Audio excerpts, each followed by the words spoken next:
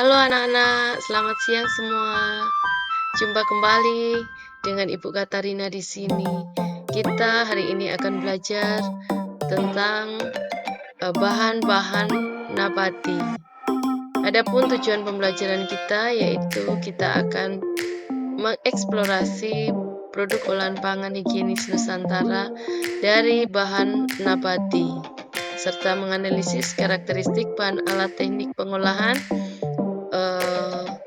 apa saja yang dipakai atau yang digunakan untuk pengawetan bahan nabati. Selamat menyaksikan. Baik, sebelum kita masuk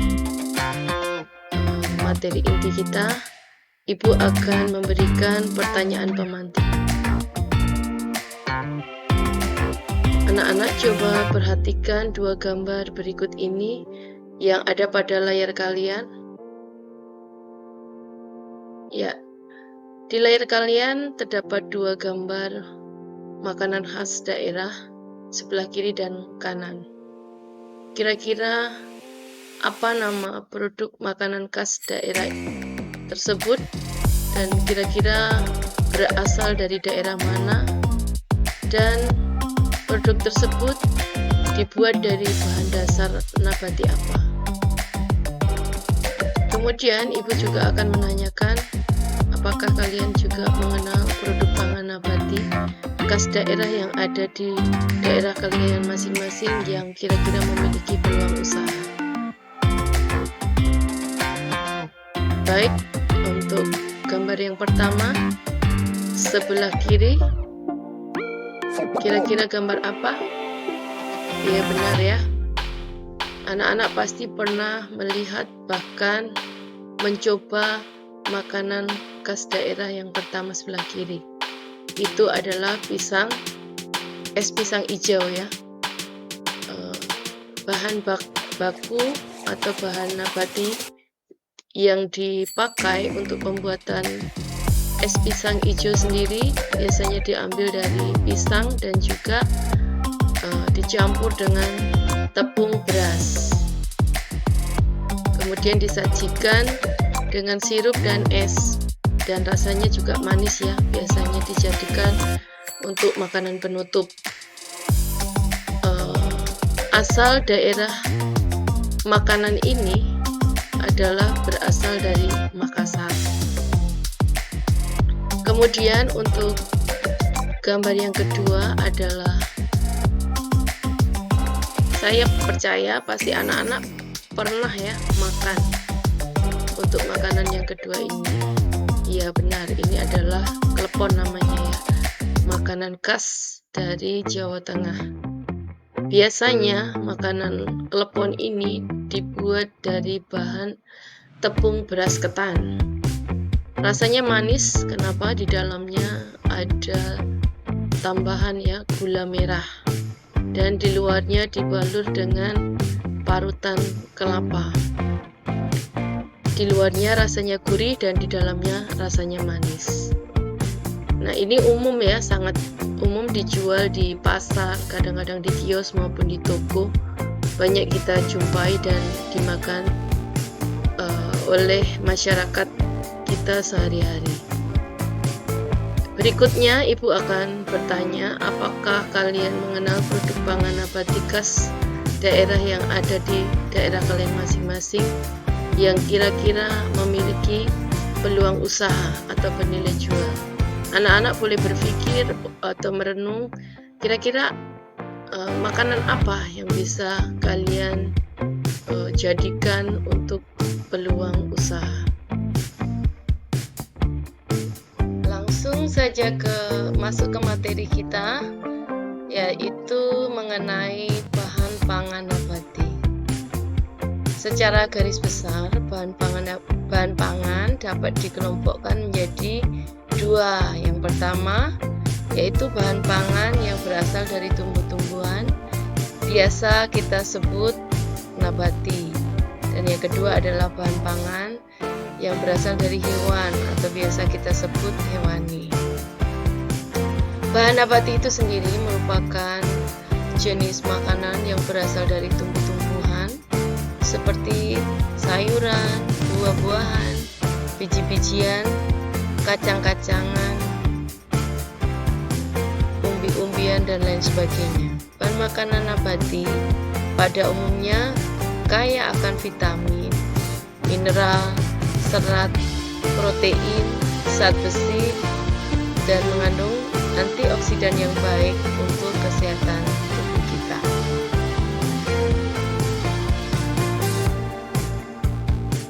Ada beberapa jenis bahan pangan nabati yang bisa kita pelajari hari ini.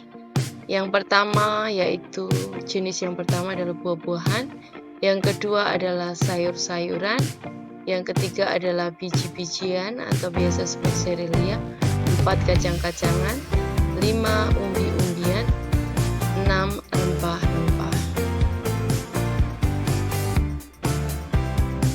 Untuk buah-buahan, buah itu sendiri merupakan bahan pangan nabati yang pada umumnya rasanya enak dan juga sangat menyegarkan dan memiliki banyak nutrisi yang sangat bermanfaat bagi tubuh manusia, yaitu mengandung kandungan vitamin A, B, C, B6, B1, dan juga mengandung serat ya. Ada beberapa jenis buah-buahan yang sering kita temui atau kita konsumsi sehari-hari seperti pisang, jeruk, apel, pepaya, timun, dan lain sebagainya. Kemudian untuk yang berikutnya adalah sayuran. Salah satu bahan pangan nabati yang satu ini memiliki zat gizi yang sangat lengkap ya, seperti vitamin, mineral, serat, kalsium, zat besi, folat, kalium, dan lain sebagainya. Jadi sayuran ini sangat bernutrisi ya. Ada beberapa contoh sayuran yang sehari-hari kita konsumsi seperti kangkung, bayam, selada, terong, kol, buncis, dan lain sebagainya. Untuk jenis bahan nabati yang ketiga adalah biji-bijian atau biasa disebut serealia. Serealia itu sendiri artinya adalah bahan pangan yang berasal dari biji-bijian dan berfungsi sebagai sumber makanan pokok manusia. Kandungan serealia sendiri pada dasarnya adalah zat karbohidrat yang kaya akan protein, berserat tinggi, rendah lemak, dan juga mengandung vitamin E dan B. Contoh dari tanaman biji-bijian atau serealia adalah seperti beras, sorghum, barley, jagung, gandum. Untuk di Indonesia, beras itu pun terdapat berbagai macam ya. Ada beras putih, ada beras merah, dan ada pula beras ketan. Beras ketan itu pun ada beras ketan putih maupun beras ketan hitam yang bisa dikonsumsi oleh masyarakat di Indonesia. Selanjutnya yang keempat adalah kacang-kacangan. Kacang-kacangan termasuk juga hasil pangan biji yang berukuran lebih besar dari kelompok serealia. Kandungan kacang-kacangan memiliki banyak serat, protein, lemak yang menyehatkan, mineral, vitamin, terutama vitamin E. Contoh beberapa kacang-kacangan yaitu kacang tanah, kacang merah, kacang hijau, kacang kedelai, kacang mete, dan kacang almond. Kemudian yang berikutnya adalah umbi-umbian. Umbi-umbian merupakan sumber pangan yang memiliki kandungan utama karbohidrat atau pati, vitamin, protein, mineral, zat besi, fosfor, kalsium, dan serat yang tinggi. Beberapa contoh umbi-umbian adalah bengkoang, singkong, talas, ubi jalar, dan lain sebagainya.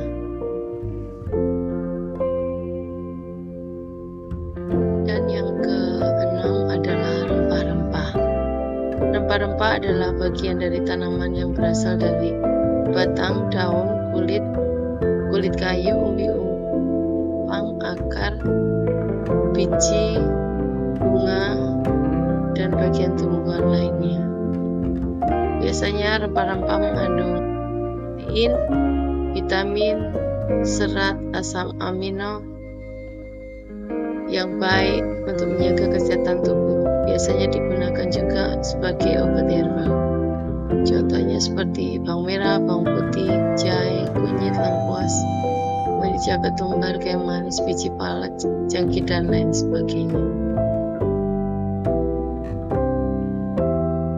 Untuk selanjutnya, teknik pengolahan bahan pangan nabati ada 3. Yang pertama, pengawetan secara fisika.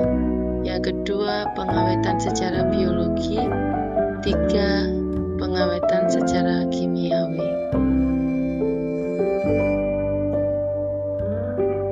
Yang pertama, teknik pengawetan secara fisika. Pada dasarnya ada 7. Yang pertama adalah secara pemanasan. Yang kedua adalah pembekuan. Yang ketiga, pengalengan. Yang keempat, pembuatan acar. Yang kelima, pengentalan. Yang keenam, pengeringan. Dan yang ketujuh, dengan cara pembuatan tepung.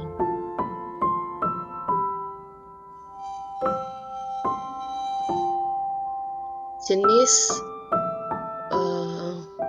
pengolahan bahan nabati yang pertama supaya awet, yaitu dengan cara pemanasan, yaitu dengan cara memanaskan bahan atau produk pada suhu tertentu, tergantung dari jenis produknya itu sendiri yang akan diawetkan. Dengan tujuan pemanasan yaitu menghilangkan mikroorganisme, bakteri atau patogen yang ada di dalam bahan produk tersebut sehingga cenderung menjadi lebih awet dan tidak mudah rusak. Adapun pemanasan suhunya tergantung dari jenis produk itu sendiri. Di sini Ibu Guru mengambil contoh susu kedelai ya, dipanaskan pada suhu 60-70 derajat dengan waktu kurang lebih 30 menit. Jadi tidak terlalu panas sehingga protein yang ada di dalam susu kedelai tidak rusak dan vitaminnya masih tetap terjaga, tetapi mikroorganisme yang di dalamnya sudah bisa dihilangkan sehingga cenderung awet dikonsumsi ya, atau tahan lama, tidak mudah mengalami pembusukan. Berikutnya yang kedua, pengawetan dengan cara pembekuan. Pembekuan ialah pengawetan bahan atau produk pangan dengan cara menurunkan temperaturnya hingga di bawah titik beku air. Contohnya sayuran frozen, buah-buah beku seperti yang kita sering lihat di supermarket, ada jagung beku, kentang beku, wortel beku, kacang kapri beku, buah beku, dan lain sebagainya. Selanjutnya yang ketiga ialah teknik pengawetan dengan cara pengalengan. Pengalengan itu sendiri ialah teknik pengawetan makanan dengan cara perpaduan kimia, yaitu dengan cara penambahan bahan pengawet, dan secara fisika, yaitu dengan ruang hampa dalam kaleng. Pengalengan adalah suatu proses dalam pengawetan makanan dengan wadah yang tertutup atau kedap udara yang disterilkan dengan suhu panas. Teknik ini dilakukan agar bahan makanan bebas dari bakteri yang mengakibatkan kebusukan dan juga untuk mempertahankan nilai gizi, cita rasa, dan daya tarik. Contoh dari pengalengan itu sendiri sering kita jumpai di supermarket ataupun di toko-toko, seperti contohnya manisan buah kaleng, ada lagi jagung kaleng, jamur kaleng, sarden, dan lain sebagainya.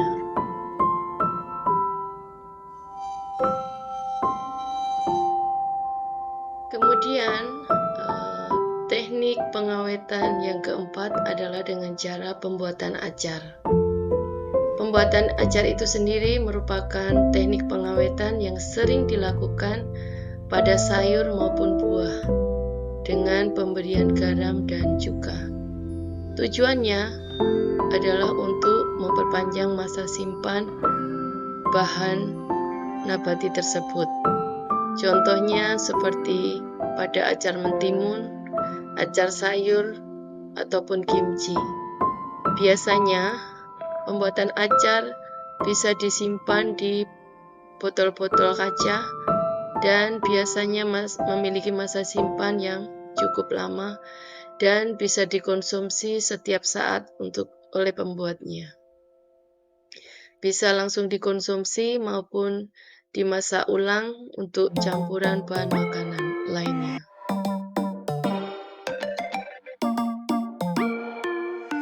Baik, yang selanjutnya teknik pengawetan nabati yang kelima, yaitu dengan cara pengentalan.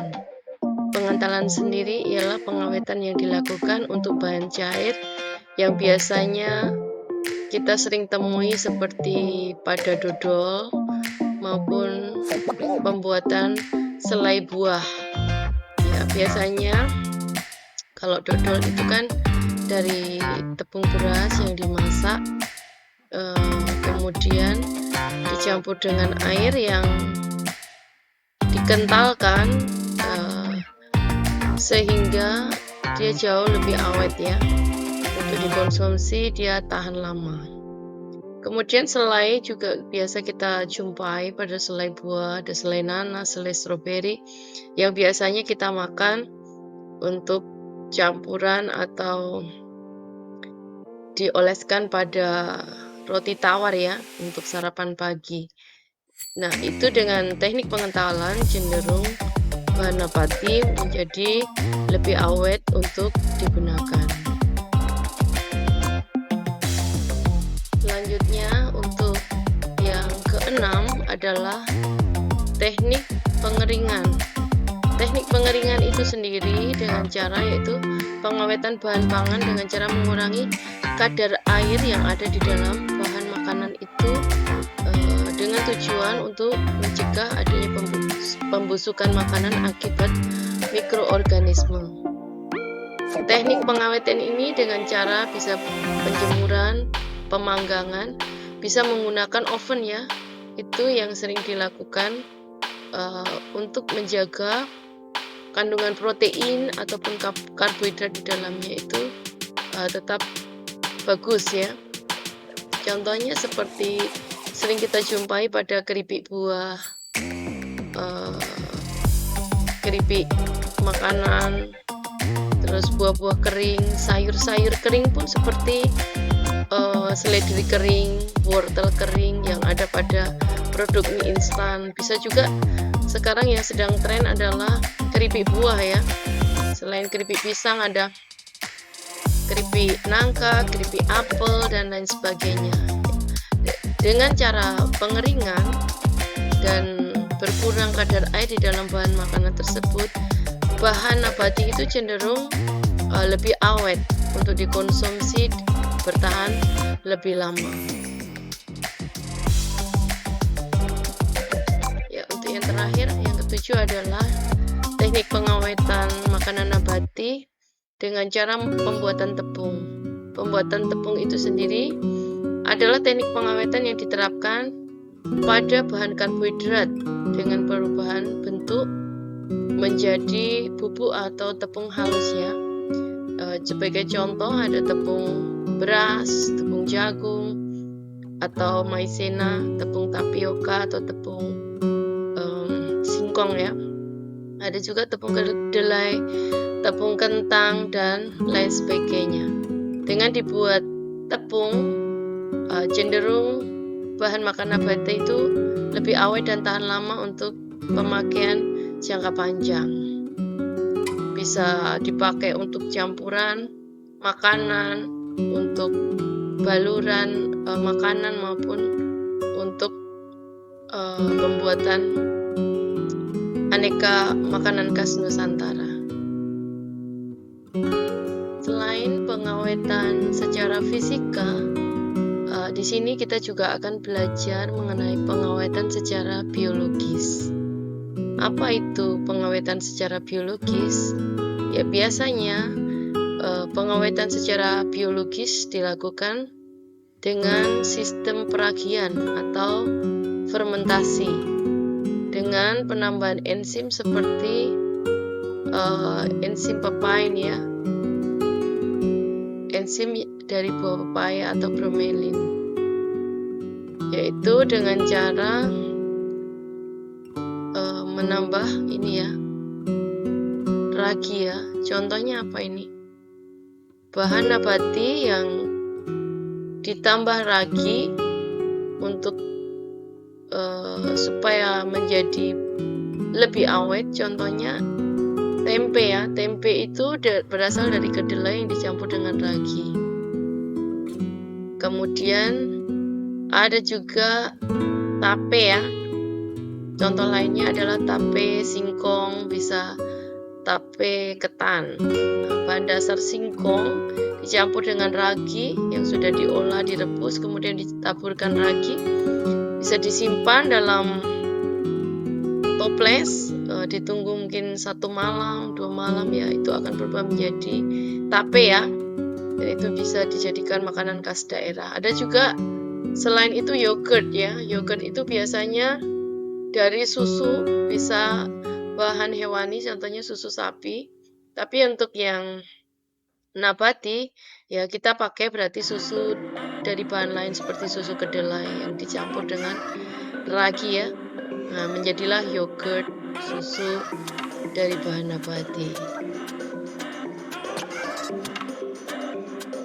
Baik, selanjutnya selain pengawetan secara fisika dan biologi, yang ketiga atau materi kita yang terakhir, kita akan belajar pengawetan secara kimiawi. Apa itu pengawetan secara kimiawi? Pengawetan secara kimiawi biasanya dilakukan dengan menggunakan BTM ya, bahan tambahan makanan. Dengan pemberian BTM bisa diterapkan pada bahan cair non-minyak maupun yang mengandung minyak. Itu bahan BTM itu disesuaikan dengan takarannya ya. Contoh makanan yang diawetkan dengan bahan kimia banyak ya, seperti saus apa ini, tomat, makanan-makanan kaleng lainnya yang menggunakan bahan pengawet. Kelemahannya adalah dengan penggunaan jangka panjang bahan kimiawi kurang baik ya, atau kurang bagus untuk tubuh. Makanya disarankan untuk mengonsumsi makanan dengan pengawetan bahan kimiawi, sebaiknya kita bijak mengkonsumsi tidak secara berlebihan. Demikian materi kita hari ini.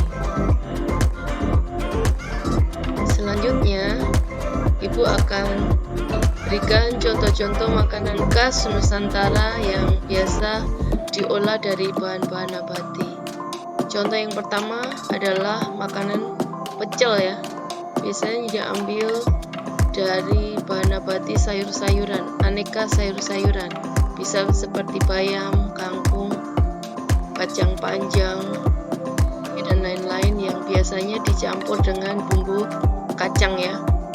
Makanan yang kedua seperti gudeg Jogja ya, ini bahan nabatinya diambil dari buah nangka muda. Kemudian ada bakpia. Ini snack sejenis makanan ringan. Biasanya dibuat dari tepung terigu dan juga di dalamnya ada kacang hijau. Kemudian makanan yang keempat contohnya adalah risol sayur. Ya, biasa dibuat dari tepung terigu dan sayur-sayuran seperti wortel, kentang maupun daun seledri maupun daun bawang ya. Kemudian makanan yang kelima adalah klepon. Biasa dibuat dari tepung ketan dan parutan kelapa. Contoh yang keenam adalah es pisang hijau, biasanya dari bahan nabati pisang dan dari tepung beras. Contoh yang ketujuh adalah makanan pisang keju, biasanya dibuat dari tepung terigu dan dari buah pisang. Pisang bisa macam-macam ya, pisang kepok maupun pisang tanduk ataupun pisang raja dan ataupun pisang yang lainnya.